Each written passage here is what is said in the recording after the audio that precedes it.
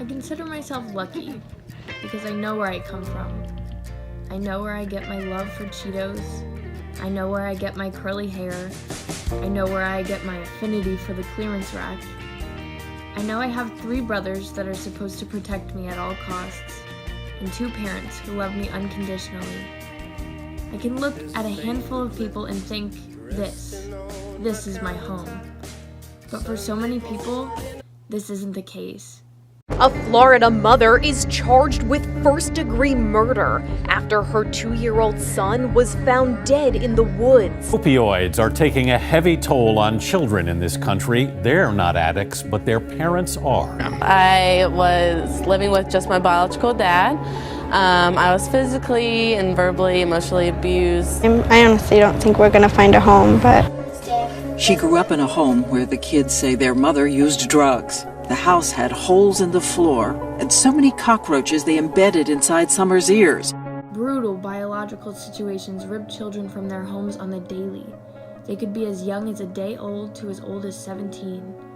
Drug abuse, domestic violence, sexual assault. Young children face these horrid realities in their homes from their own parents. And then where are they left to go?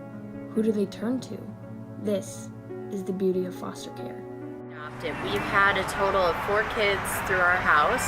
We got Mikey when he was right at about 13 months old, almost 14 months old. And we were his 6th placement in that year. He had been brought into the system when he was 3 months old because of a domestic with his parents. His mother went into a rehab facility and he was actually sent to live with her for a little while. Unfortunately, she lasted all of a week and she ended up taking him and herself and running away from the facility, and he came back into custody when she left him with her dealer. Sometimes people think that this is going to be like, they're just going to take in a kid, it'll just be easy, and they don't realize that there's like so much levels to it. And you know, you don't have to be a superhero to be a foster parent, but it does seem like, you know, you have to be willing to put them before you, and it's a hard thing. I work with a foster closet, Redeeming Hope, and Esther, she's amazing. She's helped me several times where we've gotten somebody in the middle of the night and we've made them a care bag, because a lot of times they come with nothing. It's whatever they can shove into a trash bag in 20 minutes. I decided to look into this foster closet to see how it worked and what sort of impact it made on children like Mikey, or other young children who are pulled out of their homes with little to no items that actually belong to them. So I drove to Lutz, where I found this foster closet attached to a church building on a hidden street. The foster closet is basically a store that foster parents can come here and get items for their children for free. Baby clothes we go through the most. The average child, I believe, is like 2 years old that comes into care. In 2018, one of my resolutions or goals for the year was to help one foster family a month.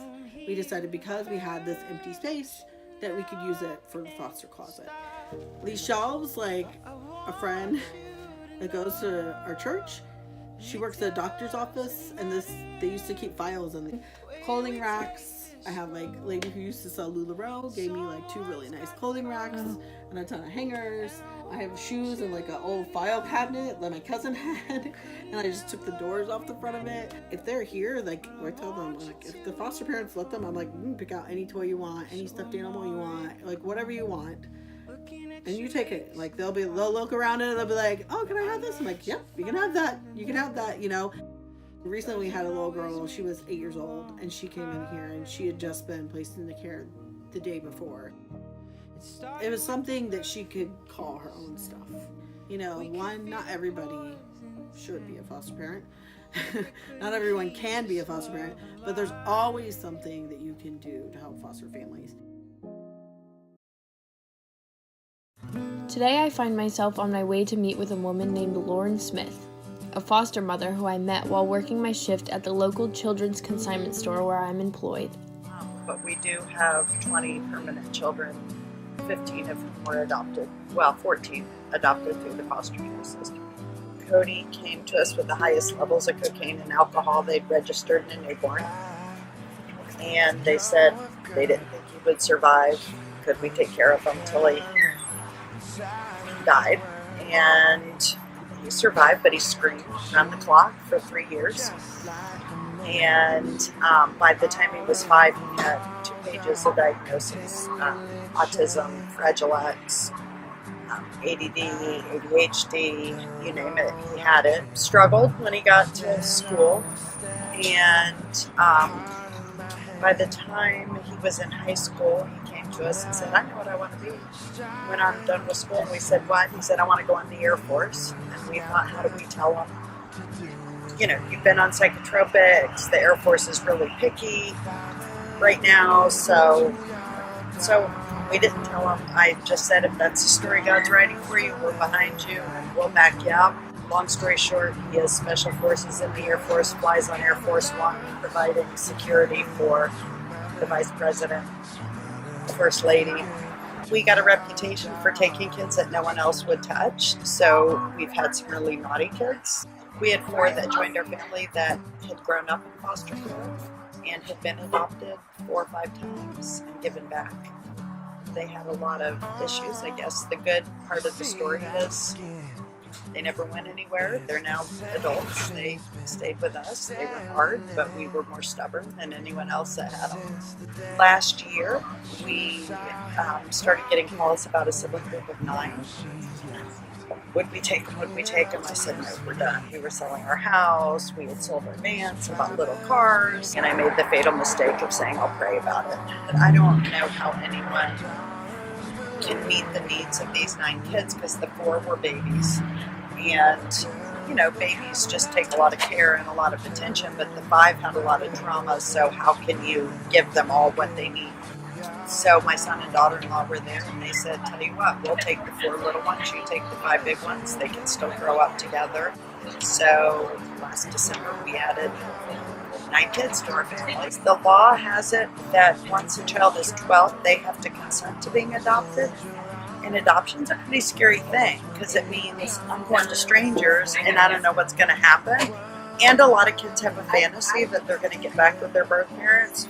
The problem is, I think a lot of times case managers just accept at face value, oh, they said they don't want to be adopted, so we're just going to change their plan to aging out, rather than talking with the kids and helping them understand that it's important to have a family, because even when you're, 18 and you don't have enough rent money, where do you get it from? Oh, that's what moms and dads do. Or if you're short on your car insurance, that's what moms and dads help with.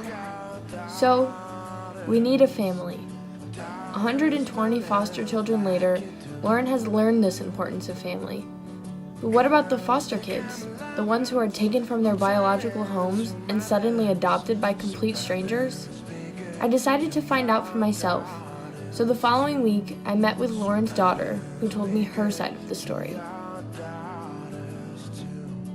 So you were split up from your brothers? Yeah, I was by myself. Was that scary?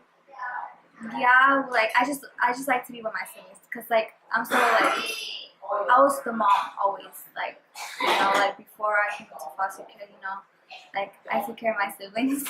I wanted to be with my siblings, just because I was so protected, I want to be there, Where I got taken away was not with my mom. So the worst part was I never get to say goodbye or give her a hug. When I was young, I would say these things to her, oh my gosh, I wish, I will, I was just mad because of the stuff that she would put me through. And I taking care of my siblings. Because I was only 11. I honestly didn't know I was going to get adopted. Stuff happened just so quick. I didn't know who the people were. I wanted to get adopted with all my siblings, right? But it's just I never thought it would be so quick.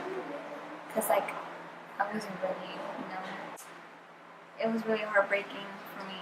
Because I'm so close to my family, So I never growing up, I never thought that I have to go through all this,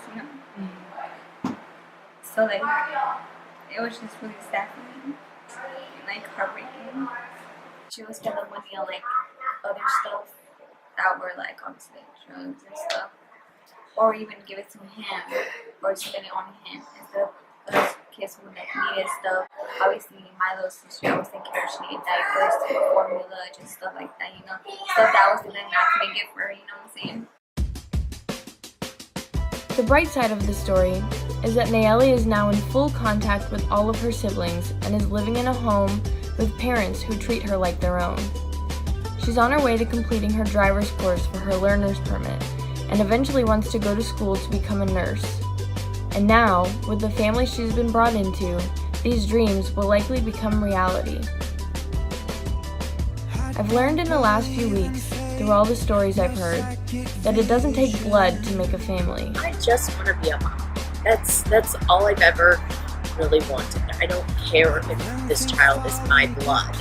I want to be there for a child. All it takes is a little bit of love. I've learned that from my own life experiences as well. My biological mother passed when I was young, but eventually my father remarried, and since then, I've been blessed with a mother who chose to adopt me, and just like these foster mothers, raised me as her own. Nayeli tells me when she was first placed into foster care, she hated it.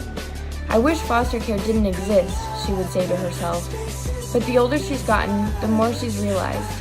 If a child is in an unsafe or unhappy environment, they deserve a home and a family that will save them from these harsh circumstances.